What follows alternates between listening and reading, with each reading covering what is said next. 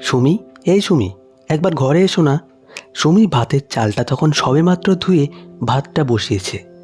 অন্য গ্যাসে কড়াইটা চাপিয়ে তাতে খানিকটা সর্ষের তেল ঢেলে নুন হলুদ মাখানো মাছটা ভাজবে বলে তৈরি হচ্ছে। পেল্লায় রান্নাঘরের মেঝেতে বসে রীনা দেবী সবজি কাটছেন। 1 মাস হলো সুমি বিয়ে হয়ে এসেছে। 1 সপ্তাহ পুরনো হতে রান্নাঘরের পুরো দায়িত্ব নিয়ে শুনিয়েছে সুমি। রীনা দেবী প্রথম দিকটা একটু চিন্তায় থাকলেও দেখলেন হাতে রান্না আছে মেয়েটার, বাকিটা নিজে শিখিয়ে পড়িয়ে নিয়েছেন। কোথায় গো সুমি, আসো একবার। পলাশের চিৎকারে কান পাতা দায় সেন বাড়িতে। পিঙ্কি ঘর মুছতে মুছতেই একবার রান্নাঘরে এসে বলল, আরে বৌদি, তোমায় দাদা ডাকছে তো। তারপর ফিসফিস করে বলল, চোখে হারাচ্ছে তো। এতটা ফিসফিস করে বলেছে যে রীনা দেবী পরিষ্কার শুনতে পেয়ে মাথা নিচু করে সবজিতে মন দিলেন। ওনার এই একটাই ছেলে পলাশ, একদম মনের মতো করে মানুষ করেছেন। সংসার করতে করতে যত অভাব অভিযোগ পেয়েছিলেন, নিজের মানুষটার থেকে সেসব ঘাটতি পূরণ করেছে ছেলের মধ্যে দিয়ে। মুখ তুলে দেখলেন রীনা দেবী। সুমি তখনও মাছ ভাজছে। শুনলেন সুমি চিৎকার করে বলল, আসছি। 1 মাস ধরে মেয়েটাকে দেখছেন রীনা দেবী। এরকমই ছেলে বউ চেয়েছেন উনি, শিক্ষিত কিন্তু ঘরোয়া। রোজগেরই বউ ঠিক পোষাবে না রীনা দেবীর। চোখ না ফোটা অবধি অন্তত রীনা দেবীর কথা মতো চলুক। উনি জানেন যতক্ষণ না উনি যেতে বলবে এ মেয়ে নড়বে না এখান থেকে। আরে পড়ে না, এক্ষুনি আসো। পলাশ আবার চিৎকার করতে একটু যেন ঘাবড়ে গেল সুমি। বিয়ের 1 মাস হলো, কখনো কোনো ডাক বা নতুন বউ বলে আলাদা করে সোহাগ এসব দেখেনি সুমি। আজ তাহলে কি এমন হলো? মনে মনে ভেবেই ভাজা হয়ে যাওয়া মাছের পিঠটা আস্তে করে উল্টে দিল সুমি। তারপর ভাতের গ্যাসটা কমিয়ে যেতে যাবে, তখনই শুনল রীনা দেবী বলেছেন, গ্যাসটা কমিয়ে রেখে জানা। কি বলছে দেখ। সুমি মাথা নাড়িয়ে গ্যাস কমিয়ে দিয়ে ঘরে গেল। রীনা দেবী মুখ উঁচিয়ে দেখে নিলেন গ্যাসটা ঠিক করে কমিয়েছে কিনা। এসব ছোটোখাটো ব্যাপারে প্রচুর কথা শুনেছেন রীনা দেবী একসময়। তখন উনি এই সুমির থেকেও অনেক ছোট। তখন থেকে ইচ্ছে ছিল উনিও ওনার বউয়ের সাথে এরকম করবে। আজ বয়সের সাথে সাথে সেই রাগটা আর নেই। তাও মনের মধ্যে সারাদিন খচখচ করে কিছু একটা। মাংসের আলু পেঁয়াজ কেটেই কাঁচা আম কাটতে বসলেন রীনা দেবী। মেয়েটা ঘরে গেছে মিনিট 5 হয়ে গেল। ইচ্ছে হচ্ছে চিৎকার করে ডাকি, মাছগুলো পুরোবে। এবার বলতে বলতে গজগজ করে উঠে মাছগুলো নেড়ে চেড়ে তুলে গ্যাসটা বন্ধ করে দিলেন। কি এমন কথা যে অসময়ে ঘরে ঢুকে যেতে হয়? চক্ষু লজ্জাও নেই। মনে আছে রীনা দেবীর বিয়ের প্রথম দুপুরগুলোতে যখন ওনার বর বাদলবাবু বাড়িতে থাকতেন, একসাথে শুতেন না, পাছে মা রাগ করে। অতীত আর বর্তমান যখন মিলতে বসেছে, এই সময়গুলো বড্ড অস্বস্তি হয় রীনা দেবীর। অনেক কিছু ইচ্ছে করছে, কিন্তু পারছে না। অগত্যা বসে আম কাটতে লাগলেন। কিছুক্ষণের মধ্যেই হন্তদন্ত হয়ে ঢুকলো সুমি। চোখে মুখে কেমন লজ্জা মাখা খুশি। নতুন বিয়ে হয়েছে ওদের, এটা হতেই পারে। আর এই রবিবারটাতেই বাড়ি থেকে পলাশ। সুমি এসে গ্যাস জ্বালিয়ে কড়াইয়ে তেলটা গরম হতে দিল। ততক্ষণে ভাতের মাড়টা ছেড়ে কেটে রাখা আলু তেলে ছাড়তেই দেখলো পলাশ রান্নাঘরে এসে হাজির। তারপর সরাসরি এসে রীনা দেবীর কাছে এসে নিচু হয়ে বসে পড়ল, মা তুমি ওকে বোঝাও। রীনা দেবী মুখ তুলে অবাক হয়ে তাকিয়ে বললেন, কি হয়েছে? পলাশ বলল, মা কাল তোমাকে আমি সংসার খরচের টাকা দিয়েছি তো। নতুন বউয়ের সামনে ছেলের মুখে এ কেমন কথা?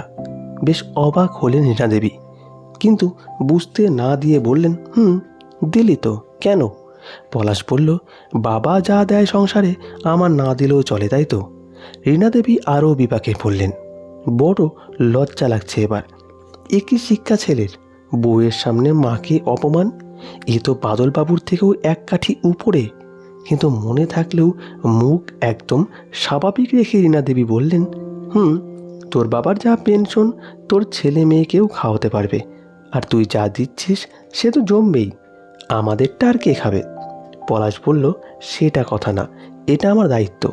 তোমরা অনেক কষ্ট করে আমাকে একটা জায়গা করে দিয়েছ, সেটা শুধু নিজে খাবো, নিজে ভোগ করব বলে। রীনা দেবী সত্যি ব্যাপারটা ধরতে পারছে না। কি চলছে? তাকিয়ে দেখলো সুমি মাছের ঝোল নামিয়ে কাঁচা আম দিয়ে ডালটা সাতলাতে শুরু করে দিয়েছে। মুখে কোনো কথা নেই, মনে মনে রাগ হলো রীনা দেবীর।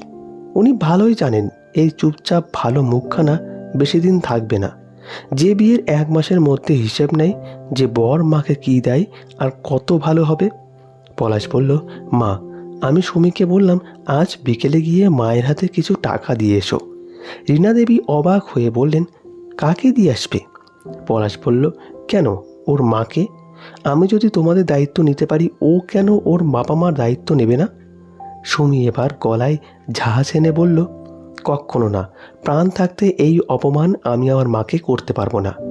আমি যদি কিছু করতাম দিতাম, করতাম তো, নাচ শেখাতাম বাচ্চাদের, তখন বাড়িতে মায়ের প্রয়োজনীয় জিনিস এনে দিতাম তো। তাই বলে তোমার টাকা? পলাশ বলল, আমার টাকা কি তোমার টাকা না? সুমি বলল, এখনও না। পলাশ এবার রীনা দেবীর দিকে অসহায়ভাবে তাকালো। রীনা দেবী এতক্ষণে সবটা বুঝলেন। খুব রাগ করতে ইচ্ছে হলো, কিন্তু পারলেন না। বরং মনে হলো বাদলবাবুর থেকে ভালো মানুষ করেছেন ছেলেকে। খারাপ শাশুড়ি হব মনে মনে ভেবেও পারলেন না। বলে দিলেন সুমিকে, এ আবার কী কথা সুমি? স্বামীর টাকাই তো বউয়ের টাকা হয়। তোর মা বাবাও তো তোকে মানুষ করলো, বড় করলো। তাদের ঋণ শোধ করা যায় না জানি, তাও তাদের পাশে দাঁড়ানো তোর কর্তব্য। তুই টাকা না দিস, মায়ের প্রয়োজনীয় জিনিসগুলো কিনে দে। সুমি কিছুক্ষণ রীনা দেবীর দিকে তাকিয়ে খানিক নরম স্বরে বলল, মা, ওর টাকা আমারই, সেটা আমার নিজের। কিন্তু আমি তো অক্ষম নই মা। আমিও ইনস্টিটিউটে নাচ করিয়ে ভালোই পেতাম, শুধু এ বাড়ির পছন্দ না বলে ছেড়ে দিলাম। বলতে বলতে গলাটা ধরে এলো সুমির। তারপর আস্তে করে বলল, আমার বাবার যা ইনকাম, ওদের আমার টাকার ওপর ভরসা করতে হবে না। বলেই মন থেকে একটা দীর্ঘ নিঃশ্বাস নিয়ে ডালটা ঢেলে নিল বাসনে। তারপর কড়াইতে জল দিয়ে বুলিয়ে বসিয়ে দিল। এবার মাংস রান্না হবে। রীনা দেবী মেঝেতে থাকা সবজির খোসাগুলো এক করে গোছাতে লাগলো। সুমির গলায় এতটা জোর ছিল আর কেউ কিছু বলল না। পলাশও চলে গেল। মনটা কেমন ভার লাগছে রীনা দেবীর। এই মনটাকে কিছুতেই বাগে আনতে পারেন না উনি। সুমি মেয়েটাকে আরও ভালো লাগলো।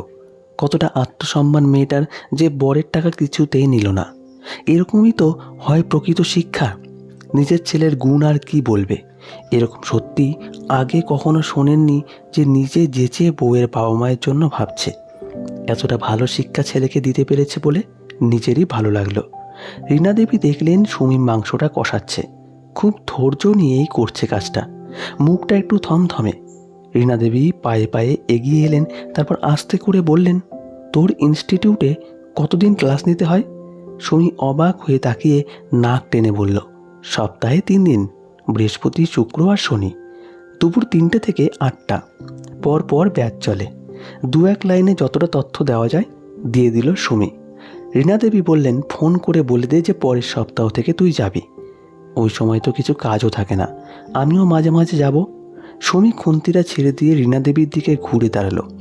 ইচ্ছে করছে জড়িয়ে ধরে, কিন্তু শাশুড়িকে মায়ের মতো জড়িয়ে ধরা এতটা আদিক্ষেতা করতে পারবে না সুমি। কিন্তু চোখ দিয়ে বুঝিয়ে দিল ওর মনের অনুভূতিটুকু। রীনা দেবী হেসে বললেন, এখনই ফোনটা কর, আমি দেখছি মাংসটা। কিন্তু ওই টাকা একটাও নিজে খরচ করবি না।